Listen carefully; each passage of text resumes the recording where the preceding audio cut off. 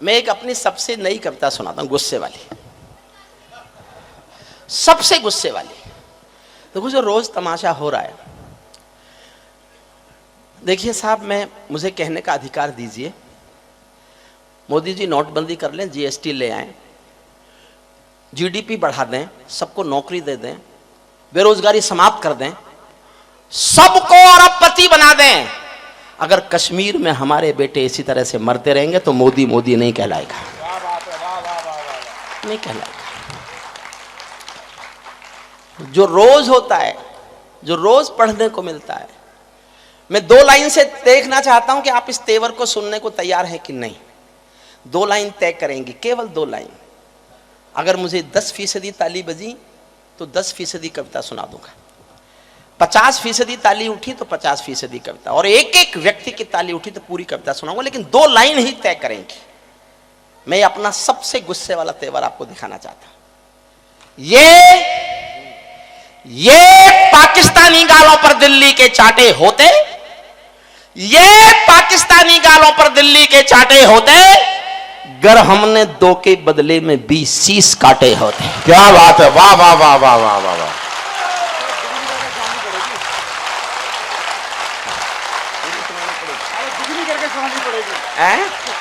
क्या बात है, तू इतनी तालियां बज गई, इसको 2 बार सुना दो कविता को। अनिल तो एक कुर्सी मंगा के मेरे पास आके बैठ जा। ये नहीं, पीछे के षड्यंत्र रोकने का ये भी एक रास्ता है।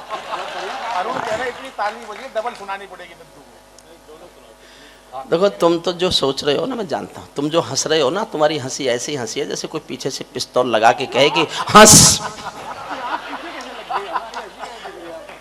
मैं देख रहा हूं, हो सकता है ऐसा ना हो, पर मुझे तो कहने की आदत है। हमारे सैनिकों का सर काटा गया और हम बातचीत करते रहे। मैंने अनिल अग्रवंशी से पूछा, यह अग्रकुल समाज का, अग्रसेन समाज का एक हमारी नई उभरती हुई प्रतिभा है। मैंने कहा अनिल, एक बात मेरी समझ में नहीं है, हमारे सैनिकों का सर काट के पाकिस्तान ले गया, उसने किया क्या होगा? आपके इस बेटे ने बड़ा जवाब दिया। इसने कहा भाई साहब, उसकी फौज कायर है, 93,000 लोग बंदूक डाल दें दुनिया में, कहीं ऐसा हुआ क्या बांग्लादेश के समय? उसकी फौज आज भी कायर है। वो अपनी कायर फौज को शायद आज दिखाना चाहता है कि बहादुर हिंदुस्तानी फौजी बेटे का सर होता कैसा है, जो कट तो सकता है, कभी झुक नहीं सकता।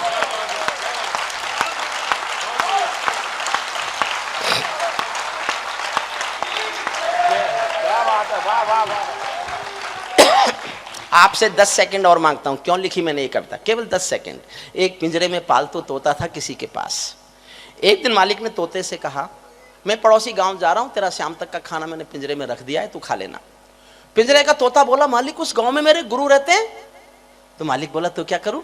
बोले मेरी राम राम तो बोल दोगे? बोले मिलेगा तो बोल दूंगा। मालिक पड़ोसी गाँव गया, जाके कहा कि मेरे पिंजरे के पालतू तोते का यहाँ कोई गुरु है क्या? एक बूढ़ा तोता आया, उसने कहा मैं उसका गुरु हूं। तो उस मालिक ने कहा कि मेरे पिंजरे के पालतू तोते ने तुझको राम राम भेजा है। बूढ़े तोते ने सुना और मर गया। मालिक लौट के आया, पिंजरे के तोते ने पूछा मेरे गुरु मिले? मालिक बोला काय का तेरा गुरु, मैंने तेरी राम राम दी, वो तो सुनते ही मर गया। इतना सुनते ही पिंजरे का तोता भी मर गया। जब उसने पिंजरे के दरवाजे खोले तो तोते की आत्मा कहती चली गई, समझना साहब, समझो तो ही तालियां उठाना। तोते की आत्मा कहती चली गई कि मालिक तुम नहीं समझे, मेरे गुरु ने मेरे लिए संदेश भेजा था कि जिसको आजाद होना है उसको मरना आना चाहिए।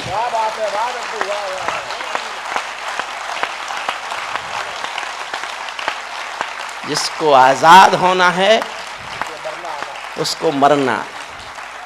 और मैंने इसलिए कविता लिखी, भारत 1947 में आजाद हुआ, लेकिन फिर कभी एक साथ मरने को तैयार नहीं हुआ। नहीं हुआ साहब, खंडों में मरता है, कभी बंबई में मरता है, कभी संसद में मरता है, कभी पठानकोट में मरता है, कभी उरी में मरता है, कभी कुपवाड़ा में मरता है, कश्मीर में रोज मरता है। हम रोज मरते हैं।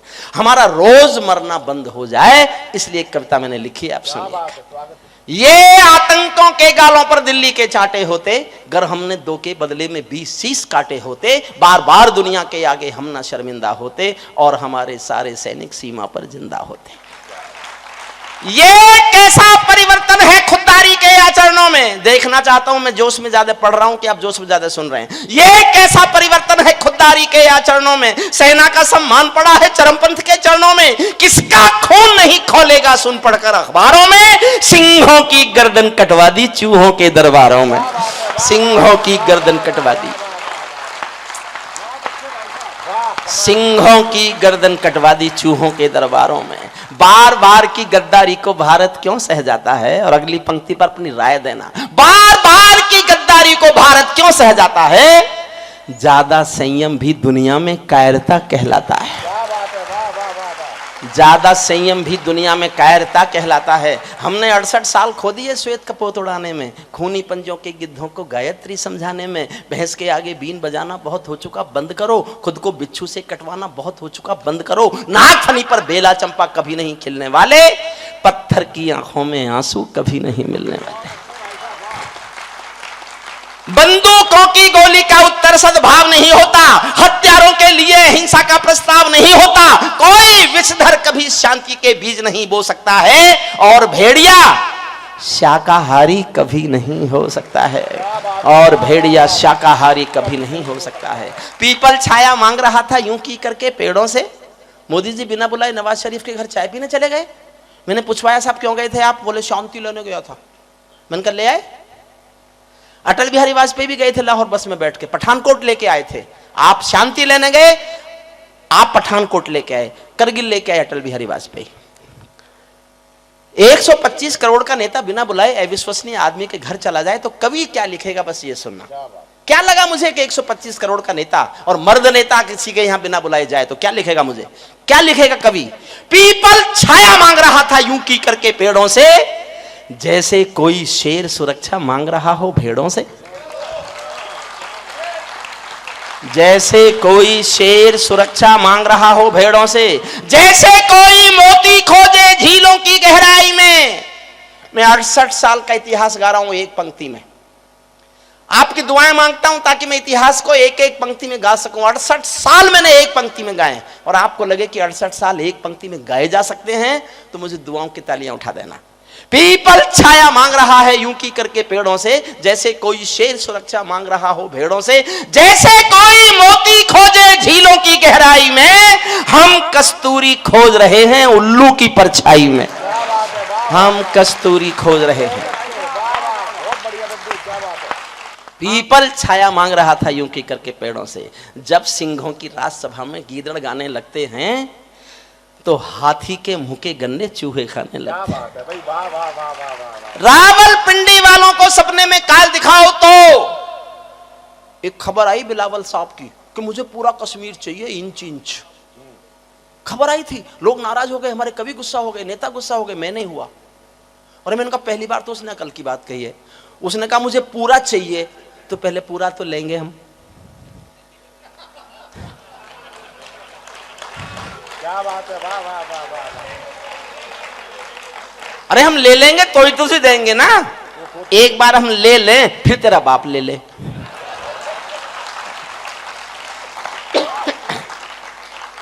लेकिन मैंने खबर भेजी उसको साहब, ऐसा नहीं मैं खबर नहीं, मैंने खबर भेजी। मैं कहा बिलावल तुझे पूरा कश्मीर चाहिए हमसे? ये हिंदुस्तान है, हिंदुस्तान में दिल्ली भी है। यहाँ के लोग रेल में खिड़की के पास वाली अपनी सीट भी किसी को नहीं देते। कश्मीर मांगा। रावलपिंडी वालों को सपने में काल दिखाओ तो, भारत माता की आंखों के डोरे लाल दिखाओ तो, दिल्ली वालों ठोकर मारो दुनिया के हथकंडों पर, इजराइल से जीना सीखो अपने ही भुजदंडों पर। इजराइल से जीना सीखो, इजराइल से जीना। अजीब देश है ये, हमारी पीढ़ियां पढ़ेंगी तो हमको कायर बता देंगी। 70 साल तक हिंदुस्तान का कोई प्रधानमंत्री इसलिए इजराइल नहीं गया कि हिंदुस्तान के कुछ लोग बुरा मान जाएंगे। ऐसे लगेगी विदेश नीति, ऐसे चलेगी विदेश नीति। तब सुनिएगा, मैं भारत माता का बंटवारा है जिनकी अभिलाषा में, वे समझेंगे अर्जुन के गांडीव धर्म की भाषा में। मैं 39 साल प्रोफेसर रहा हूं कानून का एक यूनिवर्सिटी में। मैंने ये भाषा आज तक नहीं बोली थी यूनिवर्सिटी पढ़ाते समय जो मैं आज बोल रहा हूं। आपके इस मंदिर में श्याम खाटू बाबा महाराज के चरणों में बैठकर, नंदू जी के आपकी उपस्थिति में, जगदीश सोल मित्तल साहब के इस संयोजन में, आपको मेरा विचार ठीक लगे और मुझे हौसले हिम्मत से आपने समर्थन दे दिया, तो मैं आदरणीय मोदी जी के सामने सीना तान के विचार गाना चाहता हूं। गाना चाहता हूं। मैंने 20 साल कविताएं सुनाई हैं उनको, मैं फिर सुनाऊंगा और ये भी सुनाऊंगा, और इसलिए सुनाऊंगा कि शायद मैं नहीं सुनाऊंगा तो शायद कोई भी नहीं सुनाएगा। आपका मन मांगता हूं आपको लगे रोज तिरंगे में लिपटी हुई लाशें हैं, रोज रोती हुई बहनें, रोज रोती हुई माँ, कोई अपना सर ढूंढती हुई, कोई अपना कटा हुआ धड़ ढूंढती हुई। दुखी होकर मैंने एक विचार लिखा है, आपका जितनी ताकत से समर्थन मिलेगा उतनी ताकत से देश के प्रधानमंत्री के सामने गा दूंगा। भारत माता का बंटवारा है जिनकी अभिलाषा में, वे समझेंगे अर्जुन के गांडीव धर्म की भाषा में। फूल मन के कभी नहीं खिलते कायर पर पार्टी में, नेहरू जी के श्वेत कबूतर मरे पड़े हैं घाटी में। दिल्ली वालों अपने मन को बुद्ध करो या क्रुद्ध करो, कश्मीर को दान करो या गद्दारों से युद्ध करो। क्या बात है दद्दू, भारत माता की।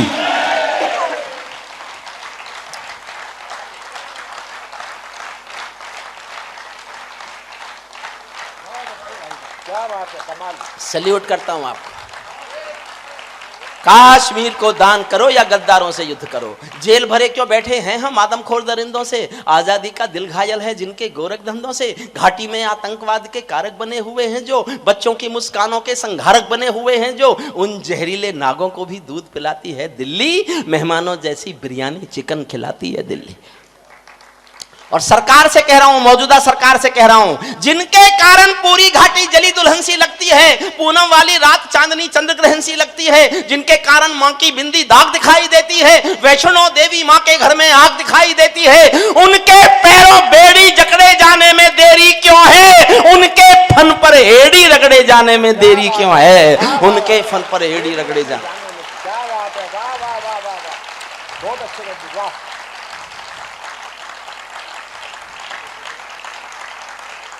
कश्मीर में एक विदेशी देश दिखाई देता है। जब मैंने ये लाइनें लिखी मैं खुद रो पड़ा, रोया मैं। कश्मीर में एक विदेशी देश दिखाई देता है, संविधान को ठुकराता परवेश दिखाई देता है। वे घाटी में भारत के झंडों को रोज जलाते हैं, सेना पर हमला करते हैं, खूनी फाग मनाते हैं। हम दिल्ली की खामोशी पर शर्मिंदा रह जाते हैं, भारत मुर्दाबाद बोलकर वे जिंदा रह जाते हैं। भारत मुर्दाबाद बोलकर वे जिंदा रह जाते हैं। अनिल अग्रवंशी, तुम्हारे कहने से नहीं हुई सर्जिकल स्ट्राइक,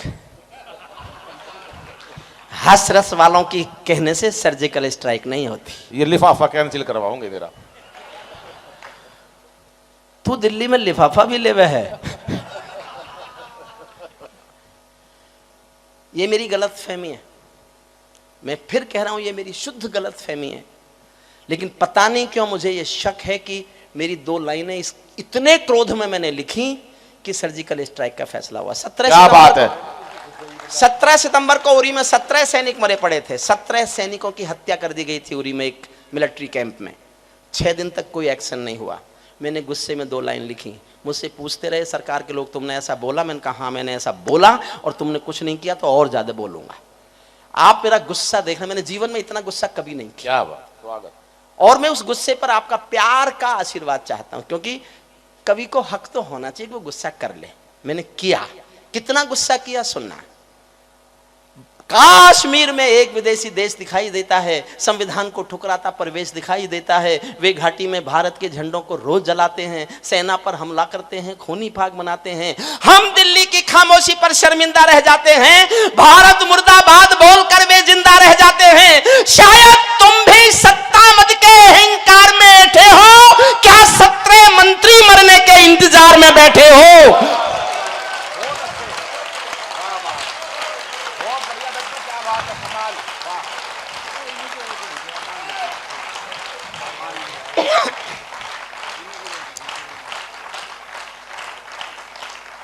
अरुण में बीमार हुआ था, डॉक्टर मुझे मना करते थे कविता पढ़ने मत जाओ। मैं उनसे कहता था कि तुम मेरा तन ठीक कर सकते हो, मेरा मन केवल मेरी जनता ठीक करेगी। और मैं जनता के बीच आया, मुझे लगता है मैं आज ये घोषणा कर दूंगा कि मैं पूर्ण स्वस्थ हो गया। वाह वाह वाह वाह वाह वाह वाह। मैं 15 अगस्त तक खड़े होने के लिए मना किया हुआ है मुझे, लेकिन मुझे आज, अगर मैं इतना प्यार से सुनने वाले लोग होते तो मैं शायद आज ही खड़ा होकर पढ़ सकता था और आज ही मेरी 15 अगस्त बन सकती थी। मैं ऐसा महसूस करता हूँ। सुनिए, इस साल की अपनी सबसे अच्छी पंक्ति सुना रहा हूं, सबसे अच्छी पंक्ति। शायद तुम भी सत्ता मद के अहंकार में ऐंठे हो, क्या 17 मंत्री मरने के इंतजार में बैठे हो। सेना पर पत्थरबाजों को कोई इतना समझा दो। मेरी पंक्ति समझ जाओ तो साहब बता देना कि तुम समझ गए। मेरी इस साल की सबसे अच्छी पंक्ति लगती है मुझे। नंदू साहब आपको समर्पित करता हूं। सेना पर पत्थरबाजों को कोई इतना समझा दो, ये गांधी के गाल नहीं है, उनको इतना बतला दो। क्या बात है, वाह वाह वाह वाह वाह वाह वाह। ये गांधी के गाल नहीं है। मेरा छोटा भाई रोशन कंसल बैठा है। जब राजनीति का बड़ा नेता नहीं था तो कवि सम्मेलन कराया करता था। इतने कराए कि चुनाव हार गया। अब फिर कवि सम्मेलन कराओ, अगर फिर जीतना है तो कवि सम्मेलन करा के जीत सकते हो। बहुत प्यारे दोस्त हैं हमारे, कवि सम्मेलन के प्रति आस्था निष्ठा जगदीश मित्तल साहब के साथ मिलकर। देखिए, राष्ट्रीय कवि संघ में एक बड़ा मंच है हिंदुस्तान की नई प्रतिभाओं को एक्सपोजर देने के लिए। एक बड़ा मंच जो हम कवि बना सकते थे, हम कवि शायद उतना बड़ा काम नहीं कर पाए जितना बड़ा काम जगदीश मित्तल जी ने किया। क्या बात है, हमारा पूरा कवि कुल समाज उनका ऋणी है। लेकिन एक बड़ा प्रयास हमारा अरुण जैमिनी भी कर रहा है। कवि सम्मेलन समिति नाम से बनाई है, हिंदुस्तान के मंचों के कवियों का एक संगठन है। वो भी एक इतना श्रेष्ठ संगठन बन सकता है, थोड़ा सा उसमें और मेहनत कर ली जाए तो वो भी एक आवाज होगी, मंच के समस्त कवियों की एक आवाज होगी। उसमें वो सब कवि भी हैं जो तथाकथित मठाधीश भी हैं, बड़े भी हैं, ज्यादा पैसे लेने वाले भी हैं, सब उसमें हैं। लेकिन मित्तल साहब ने नई प्रतिभाओं को मौका दिया है, वो बड़ा काम है। नई प्रतिभाओं को मंच देना बड़ा काम। सेना पर पत्थरबाजों को कोई इतना बतला दो, ये गांधी के गाल नहीं है, उनको इतना समझा दो। दिल्ली वालों, सेना को भी कुछ निर्णय ले लेने दो। एक बार पत्थर का उत्तर गोली से दे लेने दो। क्या बात है, वाह। एक बार पत्थर का उत्तर गोली से। और मैं एक छंद पढ़ता हूं साहब, कहकर अनुरोध करके देखना चाहता हूं कि मैंने जोश में ज्यादा पढ़ा या आपने जोश में ज्यादा सुना, यह फैसला होगा। आप जोश में ज्यादा सुनेंगे, आपको सर झुका के जाऊंगा, सैल्यूट करके जाऊंगा। मेरे जीवन का सर्वाधिक तेज से गाया जाने वाला छंद है, सुनिएगा। जब चौराहों पर हत्यारे महिमा मंडित होते हों, आतंकवादी मारा जाएगा तो उसके लिए जुलूस निकालोगे, पाकिस्तान ब्लैक डे मानेगा, तब लिखा है मैंने। सेना पर पत्थरबाजों को कोई इतना समझा दो, ये गांधी के गाल नहीं है, उनको इतना बतला दो। जब चौराहों पर हत्यारे महिमा मंडित होते हों, भारत मां की मर्यादा के मंजर खंडित होते हों, जब कश भारत के नारे हों, गुलमर्गा की गलियों में शिमला समझौता जलता हो बंदूकों की नलियों में, तो केवल आवश्यकता है हिम्मत की, खुददारी की।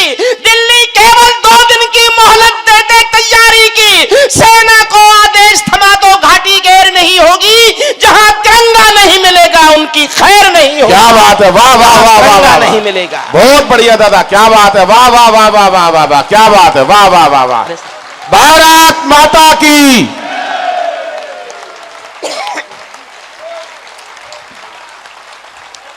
साहब मैं सर झुकाता हूं सबको। बस, क्या बात है, वाह वाह। बैठ जाओ भाई साहब। अभी जहां तिरंगा नहीं मिलेगा उनकी खैर नहीं होगी। बर्मा बांग्लादेश तलक सीमा पर ऐंठे रहते थे। बर्मा समाप्त करता हूं, बर्मा बांग्लादेश तलक सीमा पर ऐंठे रहते थे और हमारे नेता चूड़ी पहने बैठे रहते थे। दिल्ली डरी डरी रहती थी पाक चीन की बॉर्डर पर, सेना बांधे हाथ खड़ी रहती थी किसके ऑर्डर पर। दुनिया को एहसास कराओ, हम निर्णय ले सकते हैं, हम भी ईंटों का उत्तर अब पत्थर से दे सकते हैं। अब तो वक्त बदलना सीखो, डरते डरते जीने का। दुनिया को एहसास कराओ 56 इंची सीने का। क्या बात है, वाह वाह वाह। एहसास कराओ 56 इंची सीने का। क्या बात है दद्दू। दुनिया को एहसास कराओ 56 इंची सीने का। सैनिक अपने प्राण गंवाकर देश बड़ा कर जाता है। अच्छी सी पंक्ति सुनना, सैनिक अपने प्राण गंवाकर देश बड़ा कर जाता है, बलिदानों की बुनियादों पर राष्ट्र खड़ा कर जाता है। जिनको मां के बलिदानी बेटों से प्यार नहीं होगा, उन्हें तिरंगे को लहराने का अधिकार नहीं। क्या बात है, वाह वाह। उन्हें तिरंगे को लहराने का अधिकार नहीं होगा। उन्हें तिरंगे को लहराने का अधिकार नहीं होगा। सिंहासन के माने होते हैं सिंहों का आसन हो। समाप्त करता हूं कविता। नहीं हुई मेरी शादी साहब, ये मैं और देखिए, ये व्यक्तिगत गर्वोक्ति नहीं है। मैं प्रोफेसर रहा हूं 39 साल, तथाकथित महंगा कवि मैं भी हूं, लेकिन मेरे पास अपनी रहने के लिए झोंपड़ी भी नहीं है। मैं 850 गरीब बच्चे पढ़ाता हूं, 850। क्या बात है, वाह। आप जितना संपन्न नहीं हो, आप जितना अमीर नहीं हो, लेकिन अपनी सामर्थ्य भर से, और मैं आपसे अनुरोध करूंगा, मुझे प्यार करते हो तो अपने इस ट्रस्ट से झोंपड़ी के 100 गरीब बच्चे पढ़ाकर बड़े कर देना, ताकि वो आपकी संस्था को बहुत आकर के मान सम्मान दे। ये मेरा अनुरोध है।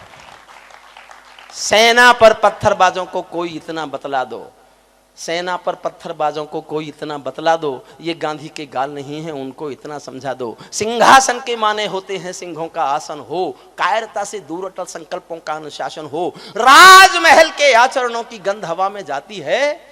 दिनकर ने एक लाइन लिखी, सिंहासन खाली करो कि जनता आती है, सरकारें बदलती रहीं, लाइन गाई जाती रही। मैं एक पंक्ति पढ़ रहा हूं, हरिओम परमार जब मर जाएगा तो ये पंक्ति शायद दोहराई जाए। राजमहल के आचरणों की गंध हवा में जाती है, राजा कायर हो तो बिल्ली सिंहों को धमकाती है।